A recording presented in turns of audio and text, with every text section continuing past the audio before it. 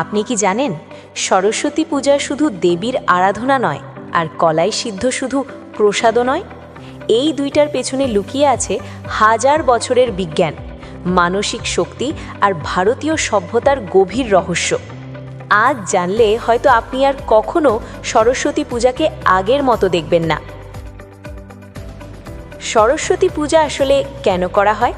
আমরা সবাই জানি সরস্বতী দেবী মানে বিদ্যা, জ্ঞান, সঙ্গীত, সৃজনশীলতা।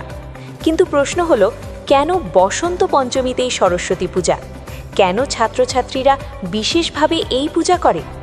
আসল কারণ, বসন্ত ঋতুতে মানুষের মস্তিষ্ক সবচেয়ে বেশি সক্রিয় থাকে। এই সময় নতুন শেখার ক্ষমতা বেড়ে যায়। প্রাচীন ভারতীয় ঋষিরা এই সময়টাকে বলতেন লার্নিং পিক সিজন। তাই সরস্বতী পূজা মানে শুধু দেবী পূজা নয়, নিজের মস্তিষ্ক আর চেতনার শক্তিকে অ্যাক্টিভেট করা। সরস্বতী দেবীর প্রতীকগুলোর গোপন অর্থ। বীণা কেন? বীণা মানে মস্তিষ্কের লেফট আর রাইট ব্রেন ব্যালেন্স। সুর আর তাল মানে মনোসংযোগ। বই কেন? বই মানে কেবল পড়াশোনা নয়, জ্ঞান সংরক্ষণ আর জ্ঞান প্রয়োগের ক্ষমতা। হাঁস কেন? হাঁস দুধ আর জল আলাদা করতে পারে। প্রতীক ভালো আর খারাপ চিন্তা আলাদা করার ক্ষমতা। অর্থাৎ সরস্বতী দেবী হলেন পারফেক্ট ফোকাসড হিউম্যান মাইন্ডের প্রতীক। কলাই সিদ্ধ কেন দেওয়া হয়? এবার আসি সবচেয়ে ইন্টারেস্টিং প্রশ্নে। কেন সরস্বতী পূজায় কলাই সিদ্ধ? অনেকে বলে রীতি, কিন্তু আসল সত্যটা অনেক গভীরে।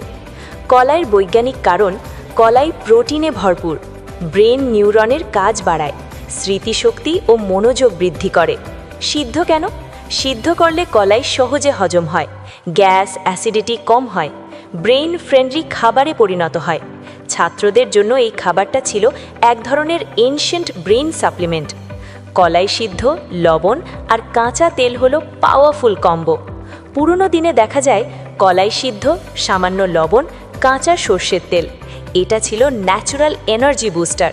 কারণ লবণ ইলেকট্রোলাইট ব্যালেন্স, সর্ষের তেল নার্ভাস সিস্টেম স্টিমিউলেশন। পড়াশোনার সময় মাথা ঠান্ডা আর ফোকাসড রাখার জন্য এটা ছিল দেশি নিউট্রপিক ফুড। আজকের দিনে এই জিনিসগুলো আমরা ভুলে যাচ্ছি কেন? আজ instant food, junk snacks, energy drink, কিন্তু আমরা জানিই না আমাদের সংস্কৃতিতেই ছিল সবচেয়ে পাওয়ারফুল ব্রেন সায়েন্স। সরস্বতী পূজা মানে শুধু ফুল আর ছবি নয়, নিজেকে মেন্টালি আপগ্রেড করার একদিন।